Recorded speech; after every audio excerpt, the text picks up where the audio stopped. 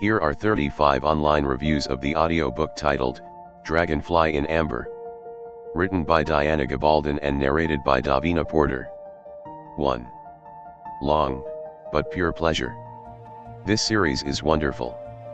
The narrator is absolutely incredible, with great Scottish voices and even a Scottish chieftain with his false teeth taken out. 2. Tedious.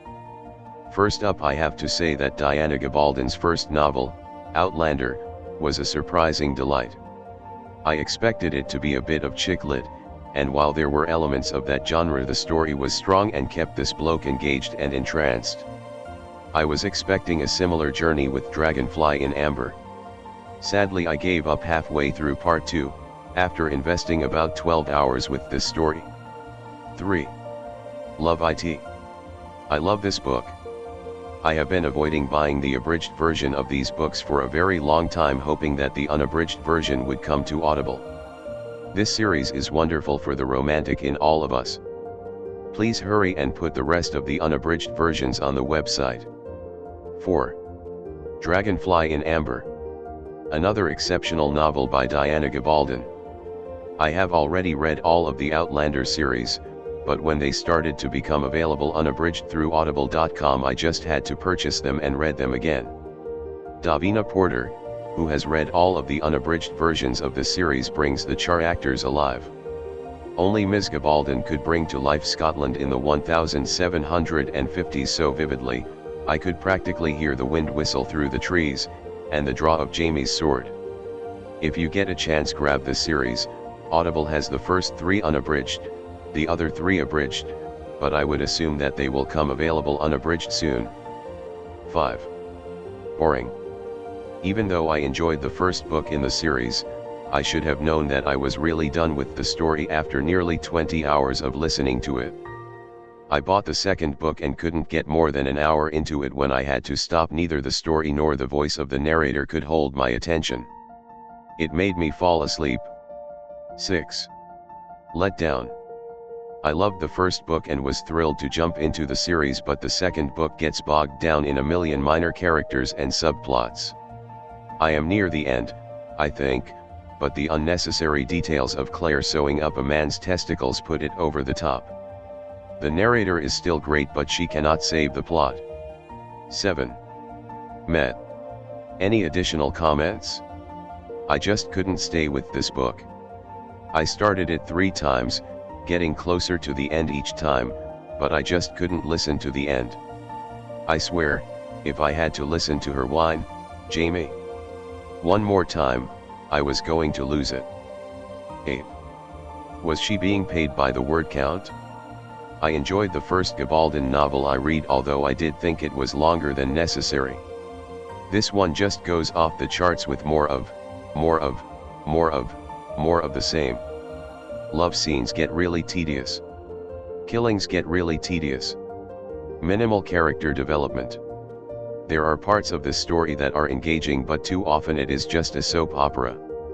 9. Great again. I just love this series. What more can I say? Just one thing, Audible bring us The Fiery Cross and A Breath of Snow and Ashes unabridged and narrated by Davina Porter. Not the dodgy abridged version. 10. Enthralling. I actually started reading the series of Diana Gabaldon first.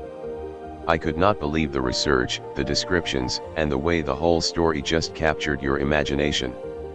I love the way she writes, and I think of the whole 3 series, this one was my favorite. Well worth listening to. Davina Porter does an excellent job of the narration. 11. Gabaldon is a literary genius. I have listened to The Voyager, Outlander, Dragonfly in Amber, and finally Drums of Autumn. All books in the series that I have listened to are magnificent. Authors knows that perfect narration is the key to an excellent audiobook, and Davina Porter is the absolute best. We'll listen to them again. Just when you think Diana's story is pad, she puts a twist in the story that makes you sit up straight and say, wow. Thank you so much, Diana and Davina. 12. Long-winded. Should have bought the abridged of this one. Just did not hold my interest like the others in this series. 13. Lengthy toward the middle. The characterization in this second book is as entertaining as in the first book. However, the lengthy exploration of Louis's French court slowed down the action without adding much to the plot. The first and last 30 minutes of the book seem disjointed, and more time could have been spent on developing Claire's relationship with her daughter, Brianna. Kept reading purely for Davina Porter's brilliant narration. 14. Another great story in the series. I really enjoyed the second book in the Outlander series and will eventually listen to them all, and watch the series. However, because these books are so long, I will not listen to them back to back, but they are a refreshing change from what I normally listen to. 15. A deliciously repetitive stew pot. I have enjoyed Outlander very much. The second book is long-winded, and the author uses the words, "he licked his dry lips." She said dryly or he said wryly so many times that I cringe each time the comparison comes up. Please stop taking the Lord's name in vain. What is with that? Yes, the story is addicting, but very long-winded and it repeats certain elements too many times. The narration is wonderful. 16. Slow-moving. I tried to enjoy this book based on other reviews, especially since this was the second book in the series that I read, but found it too slow-moving for my taste. I also thought that the narrator's voice sounded too mature for the main characters who were in their early 20s. 17. Dragging. This book has gotten pretty boring compared to Outlander. Really starts dragging by chapter 10. 18. This could have been 10 HRS shorter. It's so boring after a point. Story, Randall shows up, story, Randall shows up. I loved the first book. This book is just basically the same thing. Just longer. Struggling to finish. 19. Awful. These stories are devoid of imagination and the narration is appalling. The narrator is a one-trick pony and soon becomes intolerable. 20. Narrator. I didn't really enjoy listening to the narrator as she was too over the top. I would have preferred someone less dramatic. 21. Delightful book. Loved the Outlander book, and was looking forward to reading another book by Diana Gabaldon. I picked up Dragonfly in Amber not knowing it was book 2 to Outlander. Fantastic surprise me. What really makes this book or series of books so delightful, is the narrator. The narrator has the accents down perfectly, and her voice springs the characters to life. Highly recommend this book to all. 22. No ambient needed here. Unlike the 5-star Outlander, the first installment of the series, this second book was extremely disappointing. Not much in the way of new material. Seemed to me the author simply needed to meet a deadline, and killed her audience doing it. This is the perfect RX for sleep. 23. Love this series. I have just recently discovered Diana Gabaldon and am thoroughly enjoying her books. A bit long but never boring. I didn't want to come to the end and have found myself totally absorbed in the story. 24. Loved it. This lady can write. This was even better than the first one, loved it. The whole series is worth every minute. Savor it and enjoy. 25. Couldn't put this book down. I will admit that I love smut. That being said, this author has wonderful characters, fun plots, such suspense as that I couldn't put down the book.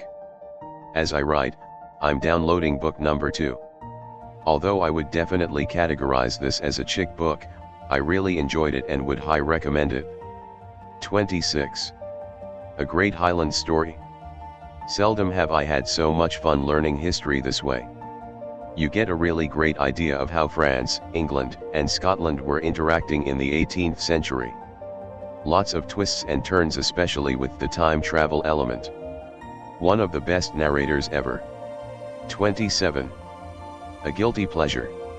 To me, this is the perfect type of book to listen to on tape. Intriguing, great plot, well paced. Wonderful narrator.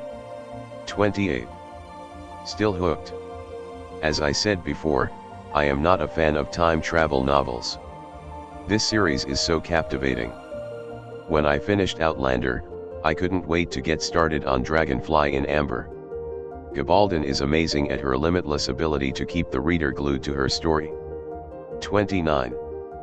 Finally. I have been waiting for years for the unabridged version of the Outlander series. I haven't been disappointed, and neither will anyone that starts the series. Highly recommended. 30. Good, but very slow.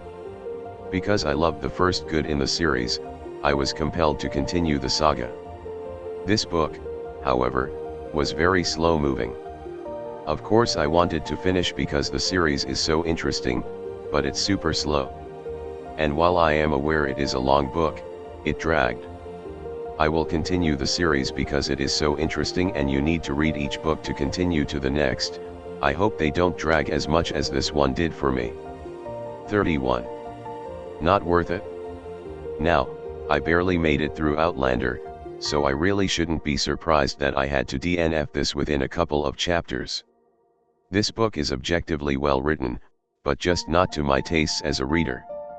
Nothing against Diana Gabaldon or Davina Porter, who was the only enjoyable part of this book. 32. Fabulous. What an amazingly written story. The reader does a fantastic job of reading. Her accents and voice inflections keep you entertained. The story is riveting. 33. Background noise throughout. I had to abandon the book halfway through. I can't tolerate the background noise. It constantly sounds like there is another person talking and it makes it too difficult to listen. 34. Thoroughly enjoyed. While not quite as good as the first Outlander book, this was still an excellent story full of all the adventure and historical ambience I fell in love with. I just personally thought some parts dragged and went too in-depth or off-topic, but I wouldn't let that deter you. I still thoroughly enjoyed the overall story and the continuation of the Outlander universe. I also cannot say enough though how amazing the narration on this series is, probably my most favorite of all fictional audiobooks I have listened to. 35. Good. It was a good, and quite shocking, story. I will say however, that at some points of the book, I became aware of certain aspects of Claire's behavior that I didn't personally agree with, but overall, it wasn't something that made me dislike her. The plot has its ups and downs, being action-packed at times and lulling at others. Overall, I enjoyed the book, although I felt that the experience was somewhat tainted by a looming sense of inevitability that made me want to pull my hair out at times. Thank you for watching. Please, do not forget to subscribe, like and share this video. Tune in for more online audiobooks reviews.